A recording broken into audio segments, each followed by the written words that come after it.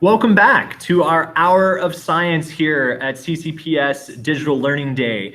Coming up next is Kathy Marr and Nicole Rowland at Providence Middle School, and they're going to be featuring phET simulations and how to drive inquiry within their science curriculum.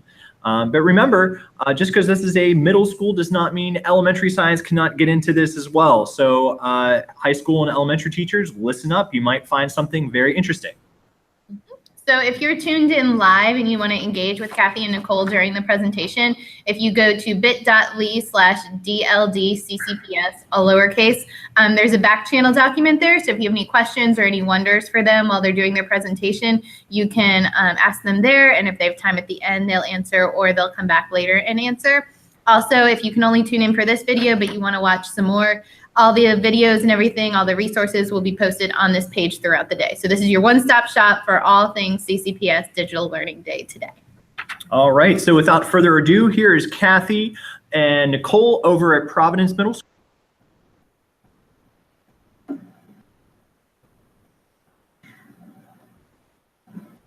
Okay, welcome.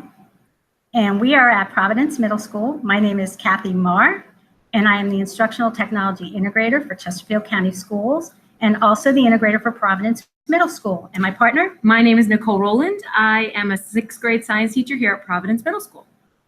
Okay, our topic today is driving inquiry in the science classroom, featuring phET simulations. And if you've never heard of phET before, it's a fantastic suite of research-based interactive computer simulations for teaching and learning physics, chemistry, math, and other sciences. All right, we'll be sharing our screen with you to start the presentation. And here we go. Okay, so at the bottom of the first screen in our presentation, you will see two bit.ly links, one for elementary teachers and one for secondary. These handouts include all the links to everything that we talk about today in this presentation. Okay, so our objectives for today: learn how to design a guided inquiry lesson using phET simulations. The guided inquiry approach allows for lesson design for student discovery. It allows for questioning, problem solving, and collaborative learning. This is so important because it leads to more motivated students, it helps develop information literacy, it helps develop critical thinking skills, and results in better long-term retention of information. Guided inquiry really helps develop deeper understanding of subjects for students. Okay, so how do you use phET simulations to drive inquiry? Well, phET outlines steps to designing a well lesson plan. Here's a brief overview. You can access the information on their website, and it is linked in your handout. So our first step is to set specific and measurable learning goals. These are your objectives or your I can statements. Activity goals should always be well defined. Next, provide an essential question. Providing a question encourages students to explore. Give minimal directions on using the simulation with questions that support active thinking. Connect on student prior knowledge. Ask questions to generate ideas, which will then encourage students to explore the sim to test those ideas. Encourage learners. Design the activities so students are learning. Students should be able to make sense of the simulation topic and concept and not answer right or wrong questions. Connect to real-world experiences. Students learn when they see that science is relevant to their everyday lives. Provide opportunities for collaboration. Students learn more when they share their ideas with others. Student monitoring their understanding is the last step. And in this case, phET simulations provide additional resources linked with the sim that they're working on. They can use these to make predictions and practice models that are manipulated, and also play games that also will enhance their learning. In this way, they can check their own understanding. So for elementary teachers, here's a lesson idea sheet with ideas provided from our elementary integrator, Suzanne Heath. Depending on the level of ability, Active Inspire, Nearpod, or Google Classroom can be used to help students with these lessons. You can see on the screen there is a bit.ly for this lesson. So some ideas for integration can be whole group instruction and introduce a unit, have students engage with an interactive board as an Active Inspire, and make predictions through the simulation. Small groups can be put together to make predictions. They can do a think, pair, share, work in stations. Together, they can discuss their observations and collaborate to summarize information. And also, individual activities can be used to remediate and reinforce content, make observations, and summarize information. So please check out the lesson idea sheet, and this is also linked on the elementary handout. Okay, thanks, Kathy. So now I'm going to take you through an actual guided inquiry lesson that I've created for my classroom using the phET simulation on building atoms. This activity would be appropriate for a 6th or 8th grade classroom, or even a high school chemistry teacher looking to provide a flipped activity for review before starting chemical reactions, or as an additional scaffolding for students who need a little extra help. So before conducting this inquiry lesson, I would have provided basic information on atoms to my students, like what are the 3 parts of the atom, this proton, neutron, electron, and how do you read the periodic block? By that, I mean, what are the chemical symbols? What is the atomic number? What does the atomic number and atomic mass tell you, and so on. I would preface the activity by providing the essential question to my students as the first step.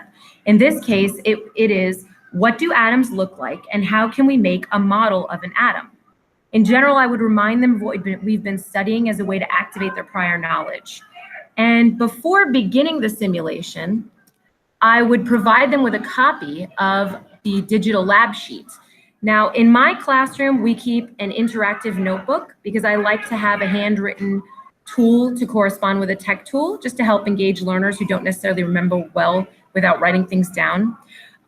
But this can totally be done digitally. So if you're looking for something that's ready to go right out of the box, this entire lesson is completed for you. And these resources are all available to you at the end of the presentation. So this is what the digital lab looks like. And this has been created purposely for differentiation in ways that I'll explain later. So this is what the phET link brings you to. I'm going to click on the first box, which is the atom. So this is a link I would provide for my students in order to help us get started. And I would not give them any sort of instruction on what to do. I would let them explore freely for a bit and just observe my students. So you'll see some students doing some dragging and dropping of protons or electrons. They would notice things like, I can't put electrons in the middle. They go automatically to the sides.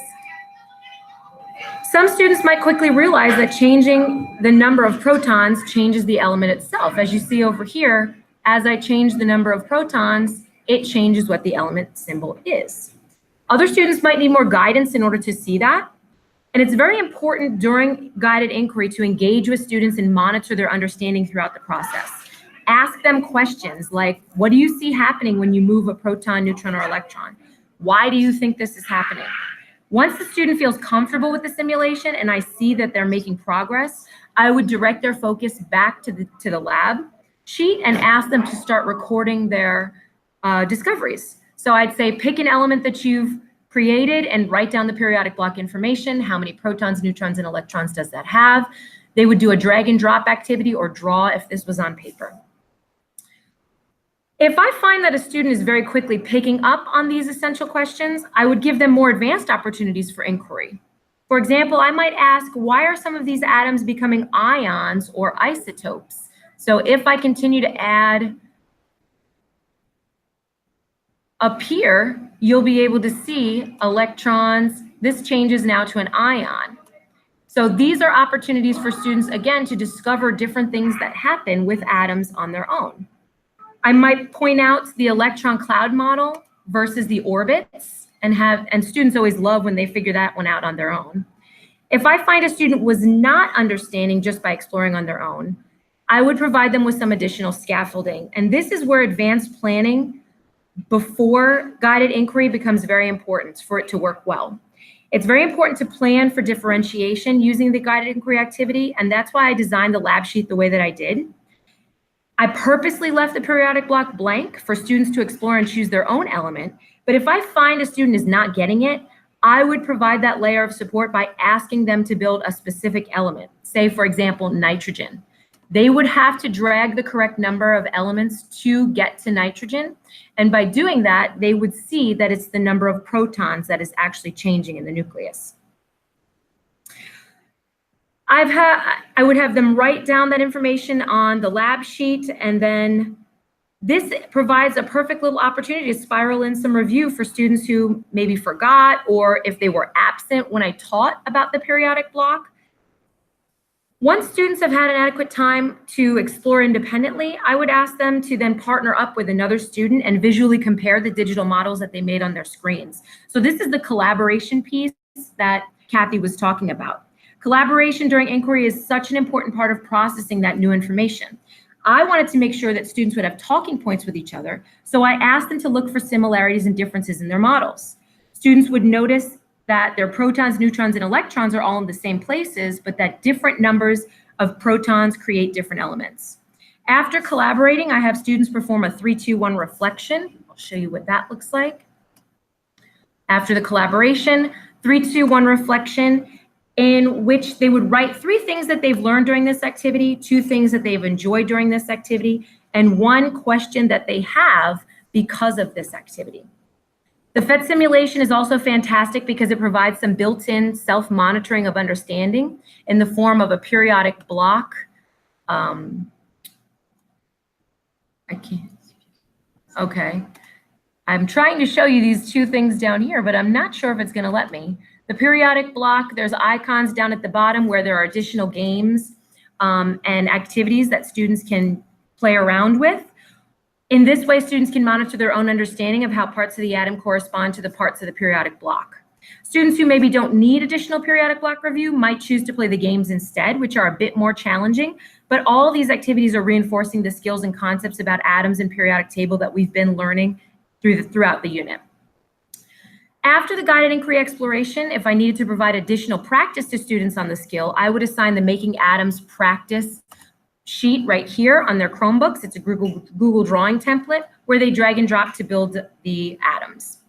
So PhET makes it so easy to integrate technology and perform labs that you might not otherwise be able to set up in the classroom while differentiating for the needs of your different students. And guided inquiry is so powerful as it allows them to use their natural curiosity to answer essential questions.